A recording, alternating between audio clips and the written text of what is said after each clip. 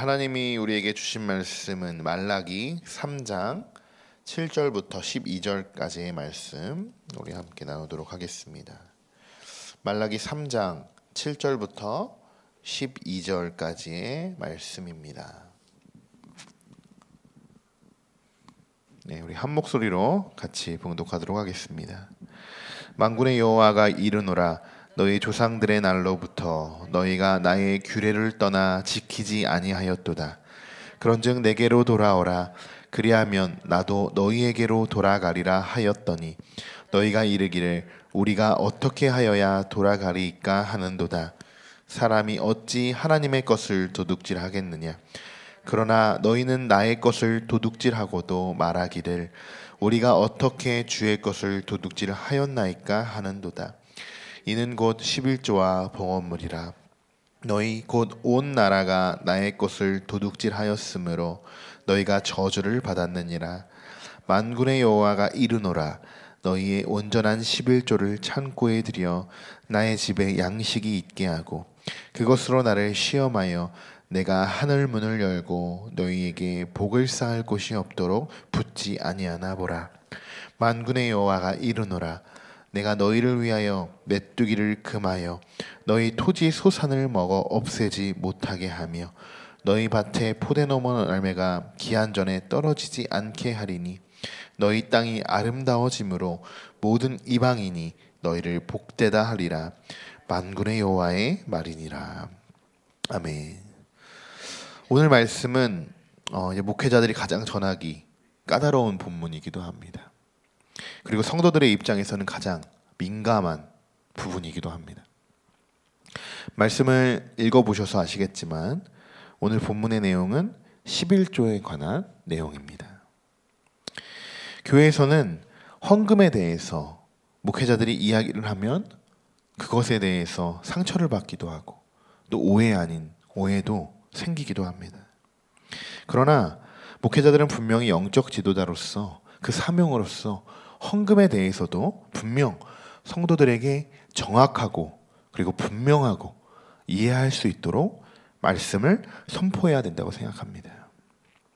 중요한 것은 그 말씀을 전하는 사람이나 듣는 사람이나 우리 모두가 이 말씀이 하나님의 말씀으로 전해지고 듣게 되어야 그 이후에도 문제가 생기지 않는다는 것입니다.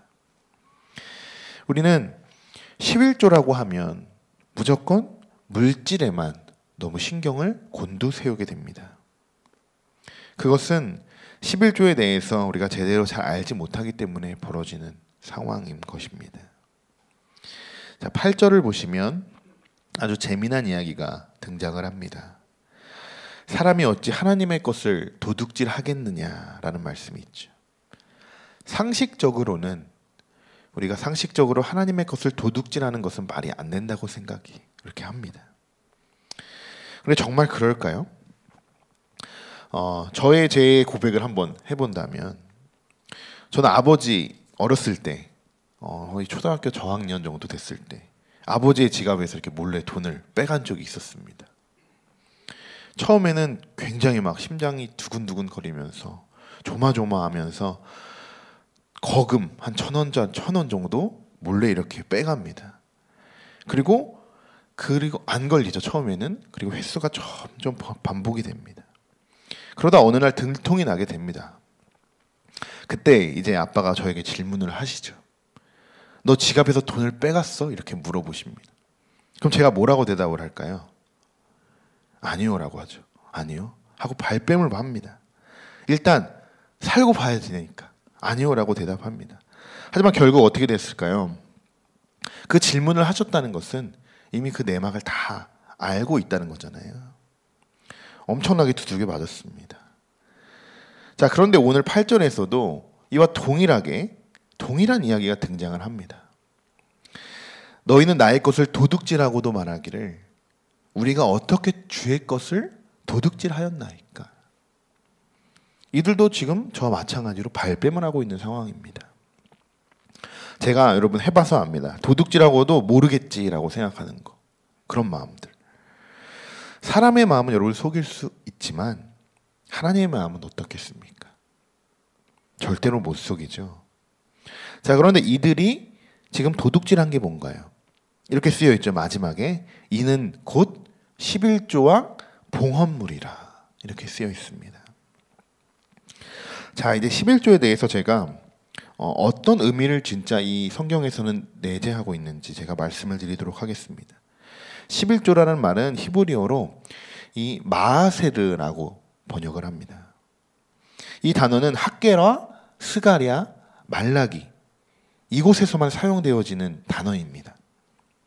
이 용어는 고대 이스라엘의 종교 행위를 표현하는 전문적인 용어로 사용이 됩니다. 자, 11조는 하나님이 이 땅의 주인이라는 것, 그리고 또 우리의 모든 공급을 채우시는 분이다라는 것, 그것을 인정하는 것입니다. 그리고 예배의 행위로서 그 야훼의 하나님, 우리 하나님께 올려드리는 물질을 이야기하는 것입니다. 그것이 바로 11조라는 것이죠. 중요한 것은 뭐냐? 우리가 항상 이렇게 이야기하면 우리 귀에는 하나님께 올려드리는 물질이라고만 생각을 합니다. 근데 그 앞에 분명히 전제가 있습니다. 예배의 행위로서, 예배의 행위로서 하나님께 올려드리는 물질을 이야기한다라는 것입니다. 중요한 것은 예배의 행위라는 것이죠. 이 11조 자체가 예배의 행위가 될 수 있다는 것입니다. 우리가 어릴 때부터 11조에 대해서 배우는 것은 그냥 용돈 받은 거에서 무조건 10분의 1을 떼서 헌금해야 된다, 이렇게 우리가 배웠습니다. 사실 뭔지도 잘 모릅니다. 그냥 하나님의 것이니까 그냥 10분의 1 무조건 그냥 다시 헌금하는 거야 라는 문구만 우리는 기억을 하게 됩니다.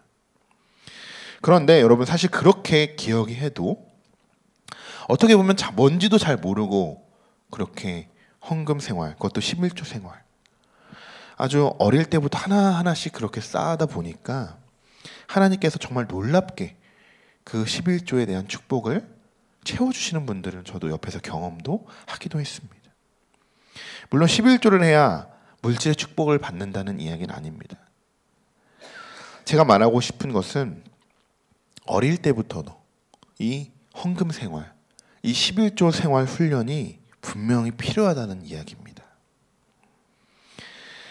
앞서 말씀드린 것 같이 이 11조의 의미는 하나님을 예배하는 행위, 예배하는 행위다라고 말씀을 드렸습니다.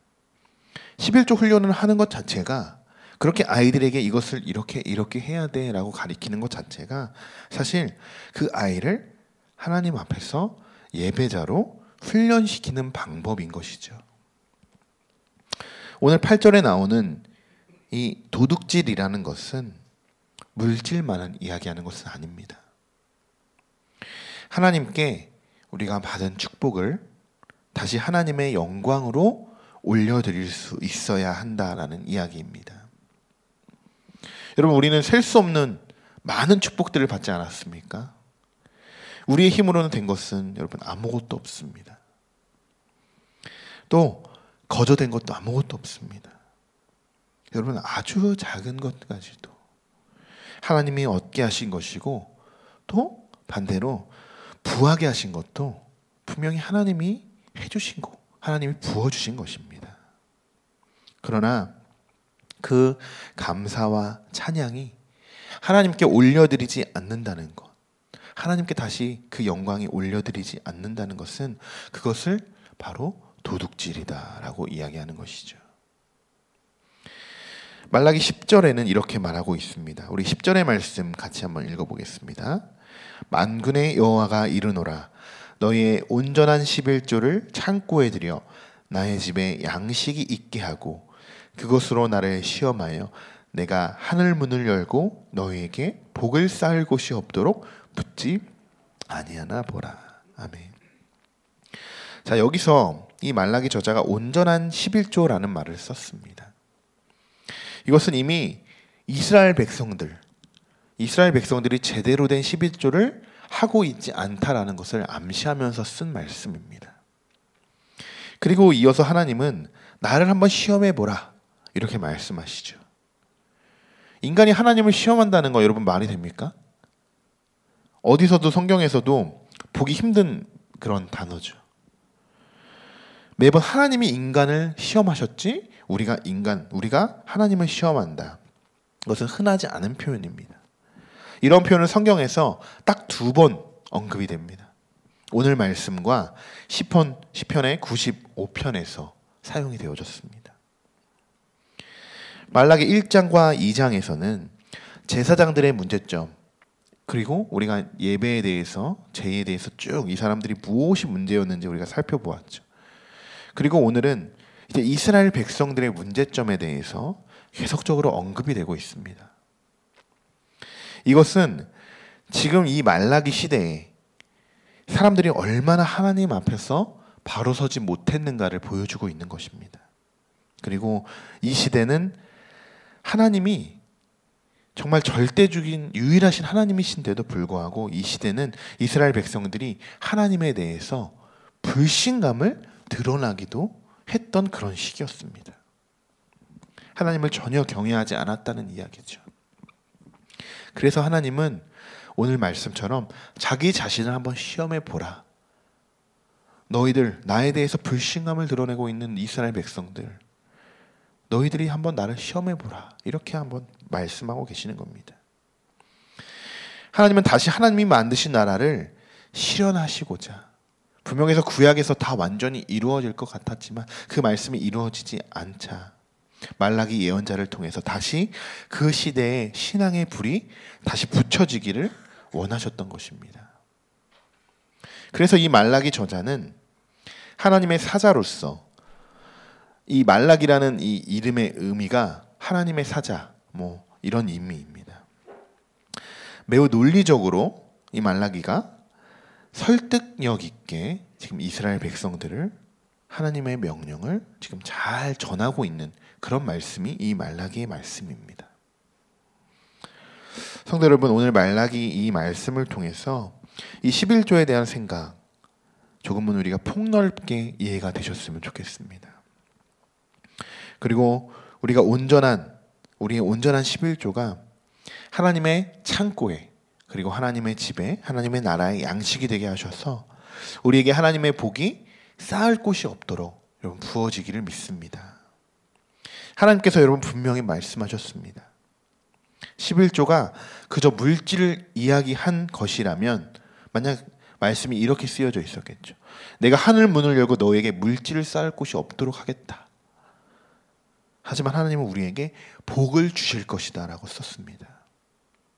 물질보다 복이라는 의미는 훨씬 더 폭이 넓은 그런 축복을 이야기하는 것입니다. 그리고 마지막 구절에 보라라고 말씀하셨습니다. 여러분, 오늘 기도하실 때 하나님이 우리에게 주신 축복들을 한번 돌아보시기 바랍니다. 우리가 볼 수 있어야 합니다. 또 앞으로 우리에게 주어질 하나님의 축복을 기대해 보시기 바랍니다. 자, 이제 말씀을 마칠 건데요. 우리는 여러분 예수 그리스도를 믿는 그리스도인들입니다. 이것이 우리가 1차적으로 받은 하나님의 축복이죠. 사실 우리는 이것으로만도 충분합니다. 그러나 오늘 말씀을 빗대어 본다면 이 믿는 것만으로 충분하지 못하다는 걸 알 수 있습니다. 그냥 우리는 이스라엘 백성들은 하나님이 선택받은 자들이구나 라고 생각하고 그 이후에 아무것도 하지 않고 하나님을 예배하지 않고 헌금 생활, 그리고 모든 그들의 예배적인 문제, 심지어 제사장들까지도 모든 것이 하나님 앞에서 무너졌었습니다. 그들은 그냥 난 선택받았어 라는 것 하나만 믿고 있었던 것입니다. 그러나 여러분, 그렇지 않다는 것이죠. 우리도 그냥 1차적으로 하나님께 분명히 축복받고 구원받은 건 확실하지만 그것으로 충분하지 않다는 것입니다. 2차적인 축복으로 여러분, 우리가 하나님께 받은 은혜와 감사를 다시 하나님께 올려드려야 합니다. 그것이 하나님을 예배하는 것이고 하나님을 경외하는 것입니다. 또 이 시대를 살아가는 우리들, 분명 우리 이웃들에게 우리가 먼저 다가가셔서 그들의 말에 공감도 해주고 그들을 이해해주기도 하고, 또 우리가 정말 예수님의 사람으로서 그들의 말을 경청해 주기도 하면서 그렇게 이웃에게도 그리스도의 사랑을 우리 그리스도인들이 베풀 수 있는 그러한 하나님의 축복이 여러분에게 임하게 될 줄 믿습니다. 기도하겠습니다. 만군의 여호와가 이르노라.